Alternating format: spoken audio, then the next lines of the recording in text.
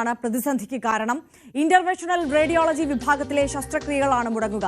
തിങ്കളാഴ്ച മുതൽ നടത്താൻ നിശ്ചയിച്ചിരുന്ന ശസ്ത്രക്രിയകൾ മാറ്റിവെക്കും. സാരംഗ് കൂടുതൽ വിവരങ്ങളുമായി ചേരുകയാണ്. സാരംഗ്, അതീവ ഗൗരവതരമായ ഒരു സാഹചര്യം. ആരോഗ്യ മേഖലയിൽ നമ്പർ 1 എന്ന ഖ്യാതിയുള്ള സംസ്ഥാനത്ത് ഇത്തരത്തിൽ ഉപകരണങ്ങൾ കൃത്യമായി വാങ്ങി നൽകാത്തതിന്റെ പേരിൽ സാധാരണക്കാരായ ജനങ്ങൾ ആശ്രയിക്കുന്ന ആശുപത്രിയിൽ ശസ്ത്രക്രിയകൾ വരെ മാറ്റിവെക്കേണ്ട സാഹചര്യം വന്നിരിക്കുന്നു. എങ്ങനെ വിശദീകരിക്കുന്നു ആരോഗ്യവകുപ്പും ആശുപത്രി അധികൃതരുമൊക്കെ ഈ സാഹചര്യത്തെ?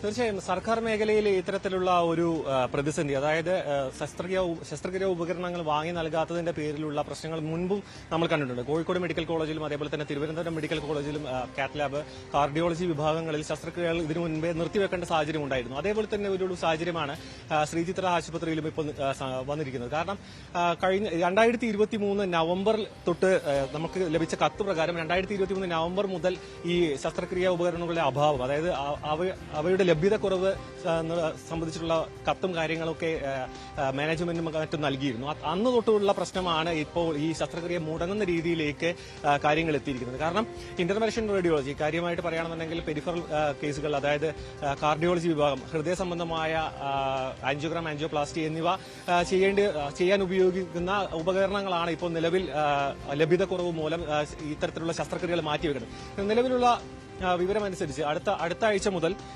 ഇത്തരത്തിലുള്ള ശസ്ത്രക്രിയകൾ മാറ്റിവെക്കേണ്ടത്, അതായത് മുൻകൂറായിട്ട് ഡേറ്റ് ലഭിച്ച രോഗികളാണ് ഇങ്ങനെ ദിവസം കാത്തിരുന്ന് ഇത്തരത്തിലുള്ള ശസ്ത്രക്രിയകൾ മറ്റും കാത്തിരുന്ന് ചെയ്യുന്നവരാണ് ഇതിൽ ഭൂരിഭാഗം പേരും. അതിനൊപ്പം തന്നെ അടിയന്തരമായി വരുന്ന ശസ്ത്രക്രിയകൾ, അതായത് എമർജൻസി കേസുകളും മറ്റും ഇത്തരത്തിൽ ഹോസ്പിറ്റലിൽ അഡ്മിറ്റ് ചെയ്യാൻ പറ്റാത്ത, അതായത് ശസ്ത്രക്രിയക്ക് വിധേയമാക്കാൻ പറ്റാത്തൊരു സാഹചര്യം നിലവിലുണ്ട്.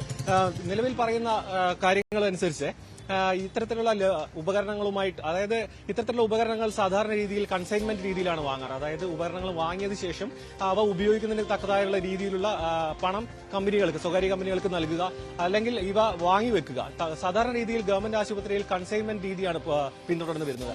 ഇത്തരത്തിലുള്ള കൺസൈൻമെന്റ് രീതികളുള്ള ഒരു പ്രശ്നം എന്ന് പറഞ്ഞാൽ ഇവ വാങ്ങിയതിനു ശേഷം ധാരാളമായിട്ടുള്ള വർഷങ്ങളോളമുള്ള കുടിശ്ശിക ഇത്തരം സ്വകാര്യ കമ്പനികൾക്ക് നൽകാനുണ്ടാവും. അത്തരത്തിലുള്ള പ്രശ്നമായിരുന്നു കോഴിക്കോട് മെഡിക്കൽ കോളേജിലും അതേപോലെ തന്നെ മറ്റ് ഗവൺമെന്റ് ഹോസ്പിറ്റലുകളും നമ്മൾ മുൻപ് കണ്ടിട്ടുള്ളത്.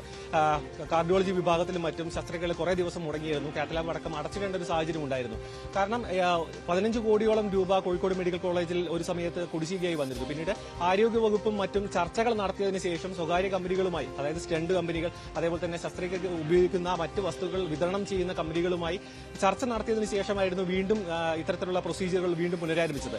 അത്തരത്തിലുള്ള ഒരു സാഹചര്യമാണ് ഇവിടെ ശ്രീചിത്ര ഹോസ്പിറ്റലിൽ വന്നിരിക്കുന്നത്. കാരണം ഇത്തരത്തിലുള്ള വലിയ തുക കുടിശ്ശികയായി വരുമ്പോൾ ഇത്തരത്തിലുള്ള സ്വകാര്യ കമ്പനികൾക്ക് ഇത്തരം ഉപകരണങ്ങൾ, അതായത് അത്യാധുനികമായ ഉപകരണങ്ങളാണ് ഹൃദയ ശസ്ത്രക്രിയ. സാരംഗാണ് വിവരങ്ങൾ നൽകിയത്. എന്തായാലും അതീവ ഗുരുതരമായ ഒരു സാഹചര്യം തന്നെയാണ്. നമുക്ക് ഈ വിശദാംശങ്ങളിലേക്ക് മടങ്ങിയെത്തണം. ഇപ്പോൾ